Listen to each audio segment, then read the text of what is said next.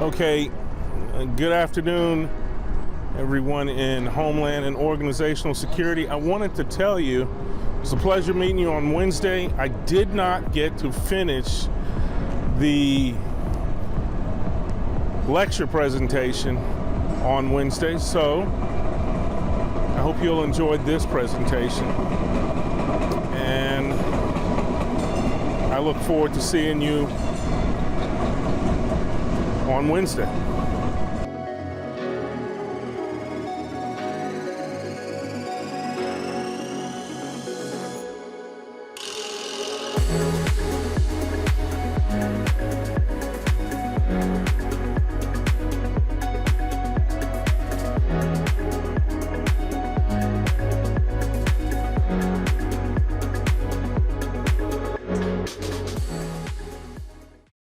We hear the word terrorism a lot, despite the fact that it is a term that is notoriously hard to explain. There is no international consensus on the definition, legally or academically, for the term terrorist. In fact, the U.S. government has more than 20 definitions for it. And in 1996, the UN formed its own ad hoc committee to draft an official explanation of the term, and that took 10 years. So what exactly constitutes terrorism? A mix of those definitions results in something like this. Terrorism is violence, or the threat of violence, against non-combatants or civilians, usually motivated by political, religious, or ideological beliefs. Outside of that broad definition, it might be better to explain terrorism by talking about what it's not. Terrorism is not organized crime. There are a few key differences. One is motivation. Terrorism is usually politically or socially motivated. Organized crime is profit motivated. Secondly, people in organized crime don't usually seek media attention, something terrorists do. Third, organized crime doesn't usually desire government recognition, unlike most terrorist groups. Terrorism is not violence carried by one mentally ill person. This can be confusing because when it comes to violent acts, it's not immediately apparent who is sane and who is insane. For example, Mon Haran Monis took hostages in an Australian cafe in December 2014. He claimed that it was an official attack on Australia by the Islamic State. However, after the siege ended, many people, like the Australia Prime Minister, agreed that he was a mentally ill person and could not be considered a terrorist. Monis was killed in the siege, and his true intentions and affiliations remain unknown. Research shows that 40% of lone wolf attacks are perpetrated by mentally ill individuals. Terrorism is not violence perpetrated by a government against another nation. If a nation commits an act of violence, it is usually referred to as an act of war, or under certain circumstances, an act of self-defense.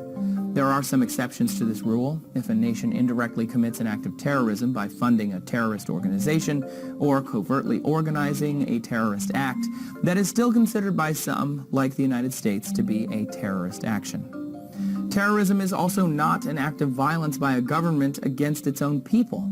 Nations like Nazi Germany and Soviet Russia had a history of terrorizing their own civilians, but those were generally considered to be acts of oppression or repression and not terrorism. These definitions are based on how the UN, the US, and many international scholars interpret these terms. If you disagree or have a dissenting opinion, you're not alone. As we said at the top of this, terrorism is notoriously hard to define and often used to mean many different things by pundits, politicians, and the media.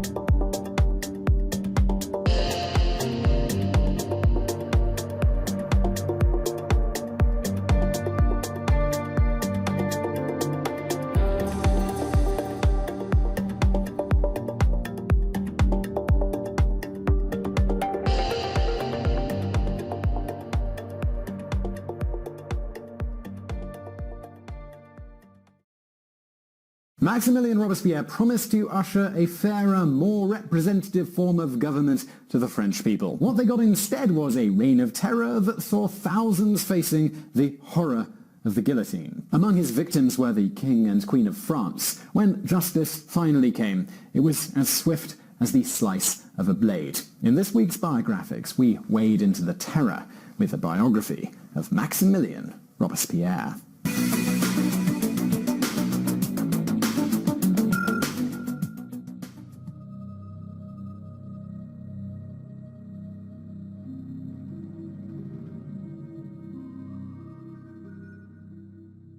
Maximilien Robespierre entered the world on May the 6th, 1758. He was born in Arras, France, though historians have suspected for centuries that his family originated from Ireland. By the time that Max was born, though, they had been French citizens for many generations. The child was conceived out of wedlock, but by the time he was born, his parents had got married. Like his own father before him, Max's father was a lawyer, but not a very successful one. This left the family with a constant debt hanging over their heads. Things didn't get any easier for the Robespierres when Max's mother died, giving birth to a sibling when he was only 6 years old. Looking after 4 children was too much for Robespierre Sr., so his offspring were divided among his relatives. His mother's death had a profound impact upon the young Max. No longer was he the carefree child of old. Now he was sullen and he was serious. He also applied himself diligently to his schooling as if he was drowning his grief with his studies. When he was 11 years of age, young Robespierre was awarded a scholarship to the Lycée Louis le Grand in Paris. He would continue studying there for the next 12 years, emerging at age 23 with a law degree. As well as law, he also studied literature, rhetoric, and the classics. Life at the prestigious school, it was very structured. Formerly a Jesuit institution, it was now under the control of the University of Paris. The day began and ended with formal prayers and Bible study. The school also had an excellent library, which Robespierre made liberal use of. The most well-known incident arising from Robespierre's time at the school occurred when he was 17. His excellent oratory skills led him to being selected to give a speech before King Louis XVI and Queen Marie Antoinette. He perfected his wording and practiced his delivery, only to be snubbed by the royal couple, who never even bothered to get out of the carriage. It was a personal violation, and one that he would never forget. During his time at the Lycée, Robespierre was also exposed to Enlightenment philosophy, especially the works of Jean-Jacques Rousseau. Rousseau was a powerful advocate for a more democratic form of government, coupled with social empowerment. However, Maximilien was not able to read Rousseau in the library of the school. His works were considered to be dangerous, and so copies of his famous discourse, published 20 years earlier, had to be smuggled in. In his later life, Robespierre would label his later years at the Lycée as a nursery for republicanism. By the time he had reached his early 20s, Robespierre was a vocal advocate for natural rights. He championed the rights of the underprivileged, speaking at every opportunity. In fact, he was such an enthusiastic champion of basic human rights that he became physically exhausted to the point of collapse. Robespierre proved to be an unstoppable force of nature. This led to him becoming a familiar and well-known figure in and around his hometown. In the mid-1780s, he joined the Academy of Arras. His first speech before the Academy was part of a competition and shone a spotlight upon the lack of morality in politics. It didn't win first prize, but he was rewarded with a large cash prize. This whet his appetite, and over the next few years he entered a number of essay and poetry competitions. He also joined an elite literary society known as the Rosacea Club. Since his graduation with a degree in law, Robespierre had established a moderate practice. From the very start, he began taking on cases that were controversial. In 1789, he took on the state in a case that directly challenged the notion of lettres de cachet, or imprisonment without trial. During the trial, he actually wrote to the king and personally requested his assistance in getting rid of this abuse.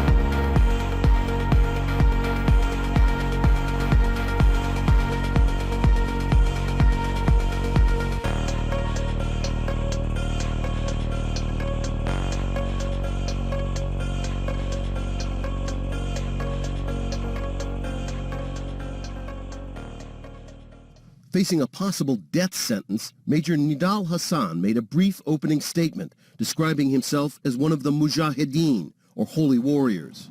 Speaking calmly, Hasan said war is an ugly thing, with death and destruction on both sides.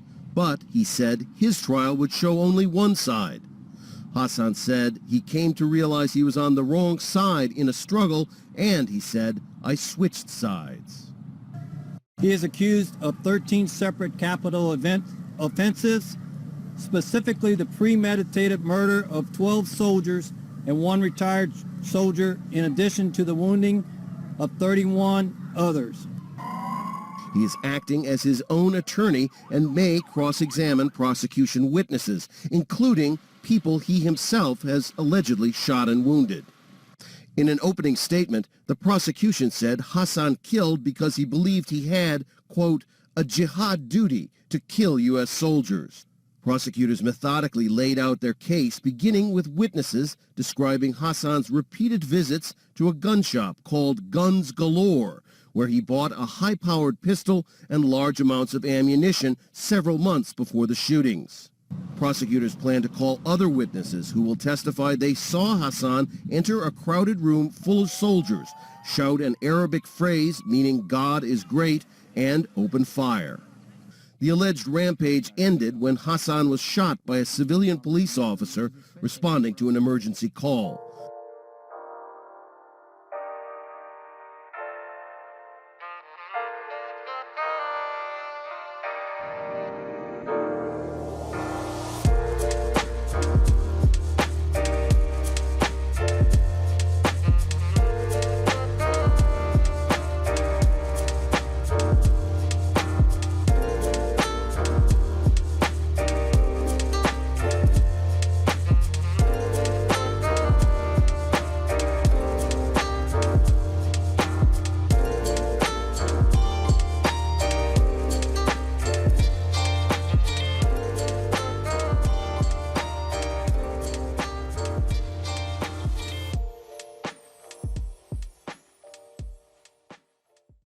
Before September 11th, I really didn't have any conception of me being different. And then it was directly after September 11th that for the first time, I felt singled out as a Muslim. Suddenly I was different. The worst feeling in the world when we hear about something like 9/11 or San Bernardino or the Paris attacks is that somebody who identifies as Muslim committed those crimes.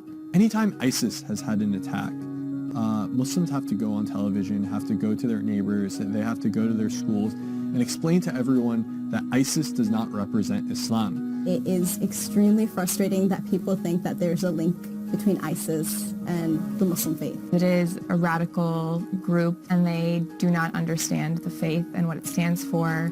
If you look at Islam in our text and our doctrine, Islam is a religion of peace. There's no violence, there's no imperialism. Even within these attacks, many Muslims died. It's not okay in any circumstance to kill innocent people. You know, ISIS does not represent the Muslim faith. I think a lot of people assume because we're all from, one faith or one community that, everyone's the same, everyone thinks the same. I think it's a common misconception. People assume, like, if you're Muslim, that means automatically you're, like, adhering with every little part of your faith. But it's kind of like Christianity. Not every Christian goes to church every Sunday. Not every Muslim woman decides to wear a hijab. Muslim people, just like any type of person, we come in all shapes and sizes. We look like different things. I don't look like the traditional Muslim Arab girl. I don't think I'm like anyone else. I certainly hope not. And so when I see the world responding the way it does and attacking Muslims, it kind of makes me feel helpless because it's not what Islam stands for. I'm a victim of ISIS.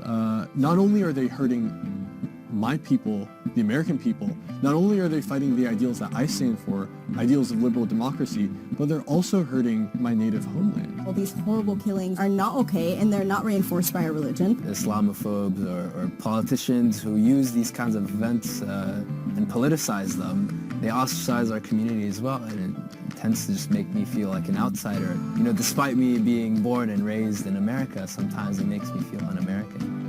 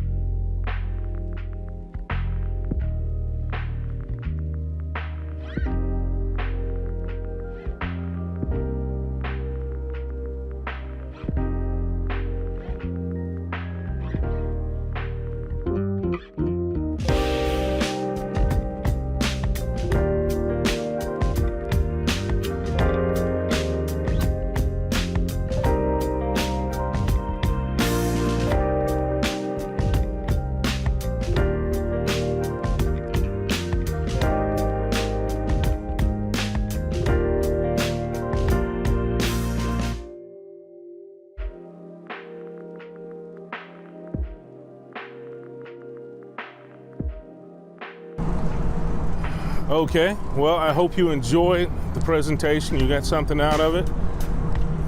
Enjoy the rest of your day and week.